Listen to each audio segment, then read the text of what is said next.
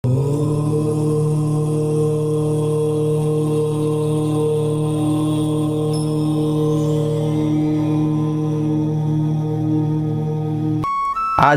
राष्ट्रीय सद्भाव आध्यात्मिकता से मानव के हृदय में सही धर्म के मूल तत्व की व्यवहारिक आध्यात्मिक ज्ञान की प्राप्ति ही मनुष्य का एकमात्र उद्देश्य है। युग परिवर्तन के लिए हमें आकाश और पृथ्वी को नहीं बदलना है, बल्कि मानव के हृदय को बदलना है। मानव हृदय केवल अध्यात्म से ही बदला जा सकता है। अतः युग परिवर्तन की धुरी भौतिक परिवर्तन नहीं, अपितु हृदय परिवर्तन है। इसलिए आज हम आप सभी जनमानस को कुछ तथ्य गीता एवं रामायण के बारे में सुनाने जा रहा हूँ। इसलिए ध्यानपूर्वक होकर के सुने और इसका रहस्य को, मर्म को जाने। आप सभी को मेरा जय श्री राम। यो तो सभी लोग भाइयों बहनों प्रेमी सज्जनों, कहने का मेरा अभिप्राय यह है कि सभी लोग अपने अपने ढंग से जीवन बिता रहे हैं, किंतु जब कोई मनुष्य निश्चित रूप से यह जान जाता है कि जिस भांति वह जीवन बिता रहा है इससे बहुत अच्छा जीवन बिताया जा सकता है ना, तो मनुष्य उसी को खोज करता है। जब मनुष्य यह समझ जाता है कि आत्मा अविनाशी और आनंद स्वरूप है तथा उस नित्य आनंद की तुलना में जड़ देह की पाने के लिए अधीर हो उठता है, इस व्याकुलता, पिपासा या धुन को ही धर्म जीवन में जागरण करते हैं। जब से ऐसी जागृति आती है तभी से धर्म जीवन प्रारंभ होता है। वास्तव में ईश्वर को छोड़कर अद्भुत 5 तत्वों की खोज में या सांसारिक विषयों में ही जीवन को गंवाना नहीं चाहिए। अब प्रश्न है, हम में ऐसी जागृति कब आएगी? तो आज के वर्तमान युग में नाना प्रकार के मतांतर और धर्म या पंथ फैले हुए हैं, जिनमें उलझकर जनसाधारण इस सत्य का निर्णय नहीं कर पाता है कि शास्त्रोक्त सच्चा धर्म और परमात्मा का ज्ञान क्या है और उस ज्ञान को प्रदान करने वाले समय के महापुरुष कौन हैं। इसे जानने के लिए निम्नलिखित शास्त्रोक्त ईश्वरीय ज्ञान संबंधी प्रश्नों को अपने कल्याणार्थ जगत गुरुओं, महात्माओं तथा विद्वानों से विनय पूर्वक पूछिए। जैसे भगवान कृष्ण ने गीता के माध्यम से अर्जुन को कुरुक्षेत्र के मैदान में उस राज विद्या को ज्ञान प्रदान किया। वह राज विद्या क्या है? राज विद्या राजगुह्यं। कौन सी विद्या है जिसको जानकर जीवन दुख रूपी संसार से छूट जाता है और जो अति पवित्र, तत्काल फल देने वाला, धर्मयुक्त और करने में सुगम एवं अविनाशी है। विद्या तो अभिमान ही उत्पन्न करती है। विद्या तो वही है जो कि नम्रता तथा दीनता सिखाती है और परमात्मा से मिलाने वाली है। धर्म वह है जिससे किसी प्रकार का भय नहीं है और जो सारी मानव जाति का एक है। धर्म सुखदायी है, दुखदायी नहीं है। जिसे भूलकर आज सारा संसार दुखी है, उसे प्रत्यक्ष प्रैक्टिकल जानिए। भगवान का धाम जहां सूर्य, चंद्र, अग्नि और बिजली का प्रकाश न होने पर भी अखंड प्रकाश है, जहां पहुंचने के बाद फिर जन्म नहीं होता है। कहां है वहां कैसे पहुंचा जाए? आगे फिर भगवान कहते हैं, भगवान कहां भगवान कृष्ण अर्जुन से कहते हैं कुरुक्षेत्र के मैदान में कि हे अर्जुन, तू मुझे इन आंखों से नहीं देख सकता है। वह आंख क्या है जिसके बारे में वो भगवान कृष्ण कह रहे हैं अर्जुन जी से? मैं तुझे दिव्य नेत्र यानी अलौकिक नेत्र देता हूं, जो वह नेत्र लौकता नहीं है, दिखाई नहीं देता है, उसी को दिव्य नेत्र बोला जाता है, शिव नेत्र बोला जाता है, दिव्य दृष्टि बोला जाता है, जिसके द्वारा तू मेरा दर्शन कर सकेगा। संतों से दिव्य नेत्र प्राप्त कर दे, जिसके बिना भगवान का दर्शन नहीं हो सकता है। वह नेत्र परम संत सदगुरु के दरबार में प्राप्त होता है और उनके चाबी उन्हीं के पास में होता है। गीता अध्याय 11 श्लोक 8 में भगवान कृष्ण कहते हैं अर्जुन से, भगवान श्री कृष्ण जी का आदेश है कि निरंतर स्मरण करो और युद्ध भी करो। वह क्या चीज है? अब युद्ध करेगा तो सुमिरन नहीं होगा, सुमिरन करेगा तो युद्ध छूट जाएगा। लेकिन भगवान कहते हैं कि निरंतर, उसमें कोई अंतर न हो, मेरा सुमिरन भी करो और युद्ध भी करो। वह कैसा भजन है, वह कैसा सुमिरन है, जिसके बारे में भगवान कृष्ण अर्जुन से कहते हैं। और इसी के बारे में मंसूर कबीर कहते हैं कि अगर है शौक मिलने का तो हरदम लौ लगाता जा, पकड़ कर इश्क के झाड़ू सफा कर दिल के हुजरे को, न रख रोजा न मर भूखा, वजू के तोड़ दे कुजा शराबे शौक पीता जा, अनहलक नाम बरह कह यही कलमा सुनाता जा, यही कलमा सुनाता जा। और इसी बारे में गुरु नानक देव जी कहते हैं, उठत बैठत सोवत जागत नाम, आ कहे नानक सिद्ध भय तिनके काम। और इसके आगे भी भगवान कहते हैं कि मेरा ज्ञान या दर्शन न तो वेदों के पढ़ने से होता है हे अर्जुन, और न जप तप यज्ञ हवन तीर्थ व्रत पूजा पाठ करने से ही होता है। मेरा दर्शन एवं मेरा ज्ञान तो केवल अनन्य भक्ति के द्वारा प्राप्त होता है। उस अनन्य भक्ति का क्या साधन है? तो आगे बतलाते हैं कि नेम धर्म आचार तप, योग जग जपदान, भेषज पुनि कोटिन नहीं, रोग जाहि हरि जान। प्रेमी सज्जनों, तो हम उस दिव्य नेत्र के बारे में बतला रहे हैं। वह दिव्य नेत्र कहाँ है, किसके द्वारा मिलता है, उसको खोजी करो और समय के सतगुरु के दरबार में वह दिव्य नेत्र मिलता है। उस नेत्र के बारे में समझो, बूझो और प्यासा बनाओ। रामचरितमानस में कहते हैं, कहु भक्ति पथ कवन प्रयासा, योग नमक जप तप उपवासा। कि जीव माता के गर्भ में क्या कैसे किस बोली एवं किस भाषा में भजन करता था, जिसको बाहर आकर भूल जाता है और संस्कारों के अनुसार भजन करने लगता है। जैसे अगर वह बच्चा मुसलमान में जन्म ले लिया तो वह कुरान पढ़ने लगता है, ब्राह्मण में जन्म ले लिया तो शास्त्र पुराण पढ़ने लगता है, ईसा मसीह के यहाँ जन्म ले लिया क्रिश्चियन धर्म में तो बाइबिल के पढ़ने लगता है, सिखों के घर में जन्म ले लिया तो गुरु ग्रंथ साहिब को पढ़ने लगता है।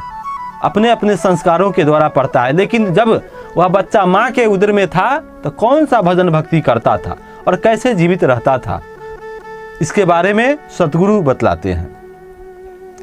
हम एक दृष्टांत के माध्यम से आप लोगों को सुनाएंगे, इसके आगे फिर प्रसंग बढ़ाएंगे। एक व्यक्ति एक गांव में रहा करता था।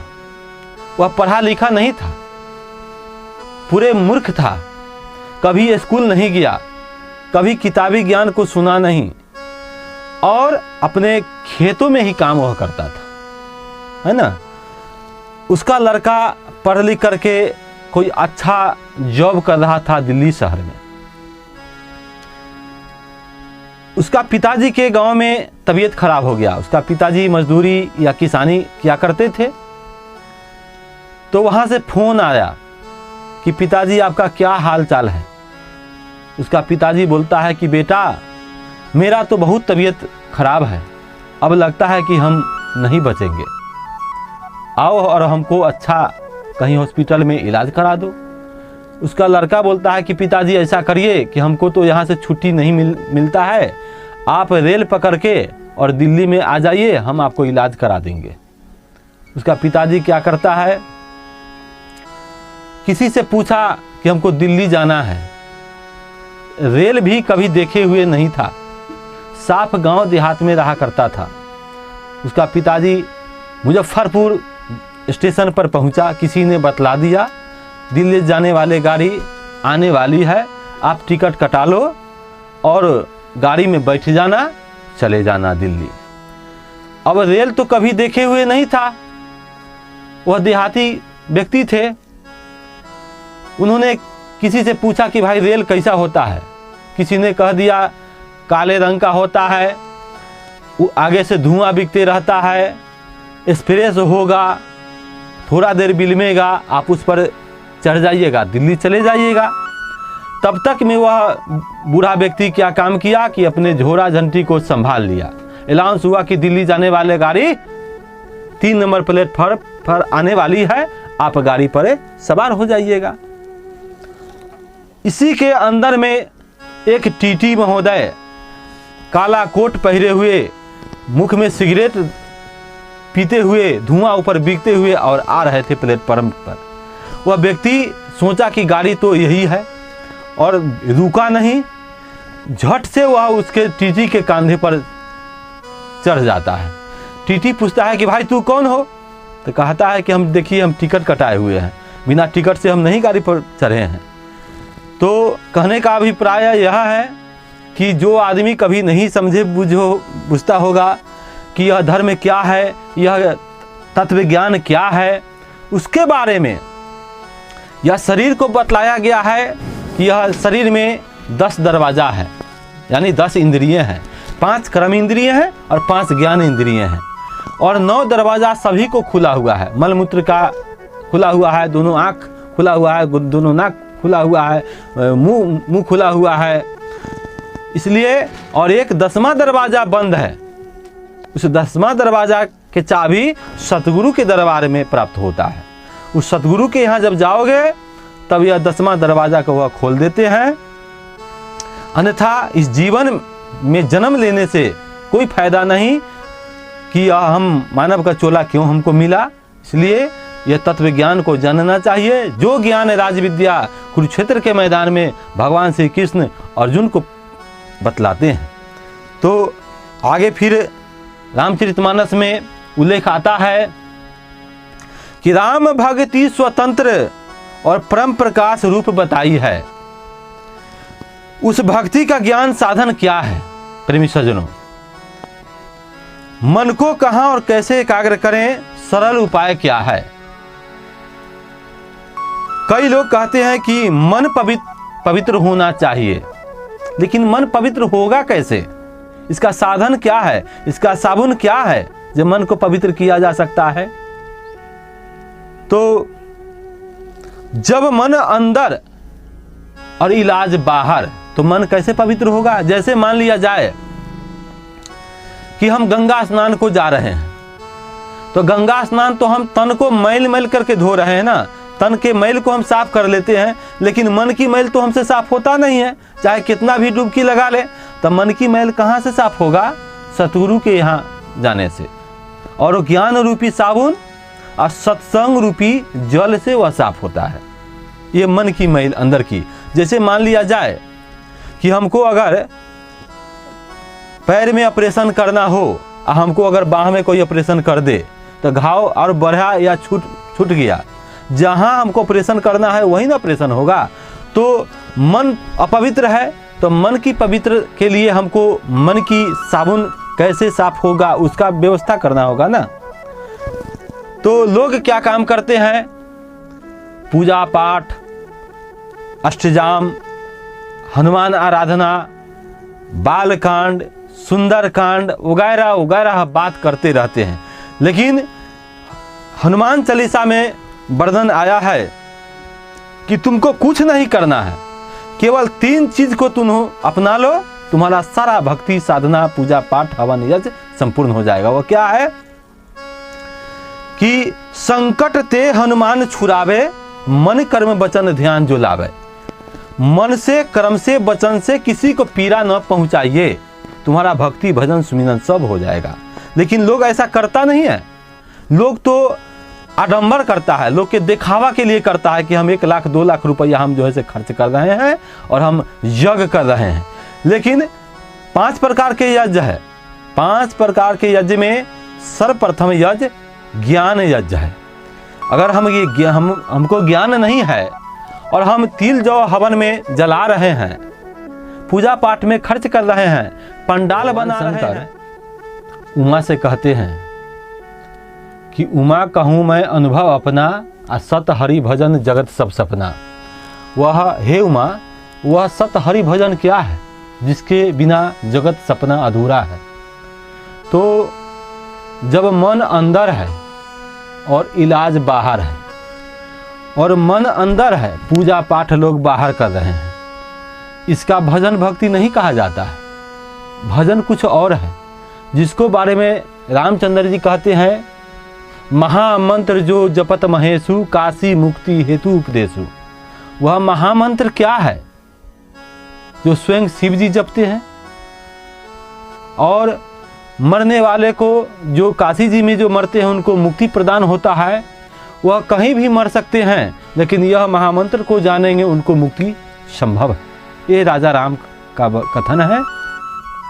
तो आज का संसार ऊपर कही हुई बातों को न जानकर मनमाने कर्मों को ही भक्ति या भजन समझ बैठा है।